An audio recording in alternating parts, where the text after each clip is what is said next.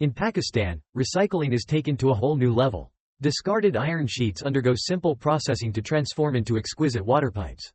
These iron sheets are all made from iron barrels by them. To showcase the entire process, a worker effortlessly lifted a nearly 0.007-ton iron barrel overhead by hand. The strength displayed was truly astonishing. When the barrel hit the ground, it caused quite a tremor. However, that was just the beginning. He then grabbed a sledgehammer and started pounding on the barrel. This wasn't out of spite toward the barrel but because he needed to manually split it open and opened both ends of the iron cylinder. This process was extremely challenging, requiring precise hits. One hit wouldn't suffice. It needed to be precisely hit each time.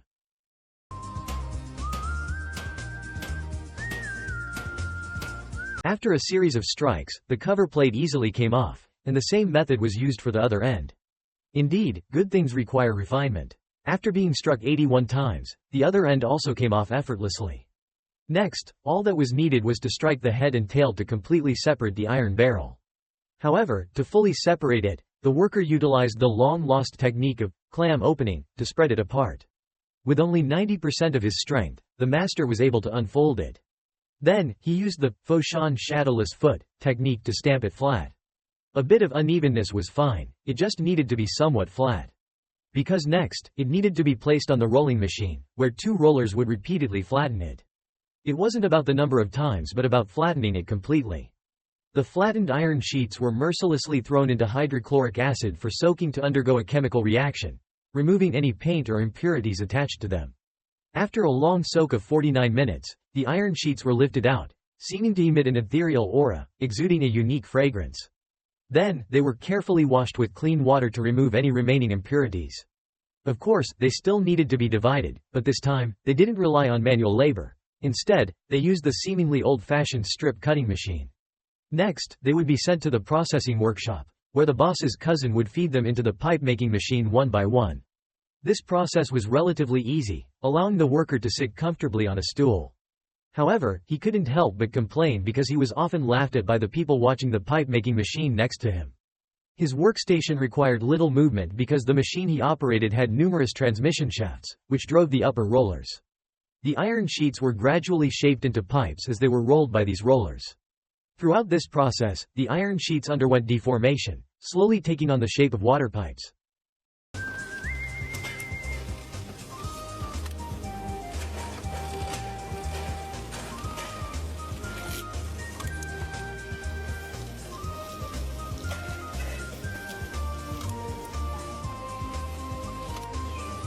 The iron pipes shaped by rolling were akin to precisely operated assembly line products, steadily and continuously conveyed to the high-frequency welding equipment. At this crucial stage, the high-frequency equipment began to demonstrate its magical power. The high-frequency welding equipment acted like a skilled craftsman, releasing powerful energy at an extremely high frequency. This energy, like a hot flame, precisely acted on the gaps of the iron pipes. As the welding progressed, the gaps in the iron pipes gradually disappeared, seemingly filled by an invisible force. The once existing gaps became invisible, and the overall integrity and sealing of the iron pipes were greatly enhanced. The results of the welding were astounding, as if the pipes were originally a single entity. The welded surfaces of the pipes were smooth and flawless, ensuring their strength and stability after high-frequency welding. They could withstand higher pressures and usage demands. One might assume that such pipes were ready for immediate use, but the reality was different. After welding, the pipes were sent to a massive rolling machine to undergo a new round of rolling. During this process, numerous rollers repeatedly rolled each pipe to ensure they all achieved the standard shape and remained perfectly straight. This step was crucial. After repeated rolling, every pipe now looked identical, with no discernible differences. These pipes were carefully arranged by the workers, silently awaiting the arrival of those fortunate enough to use them.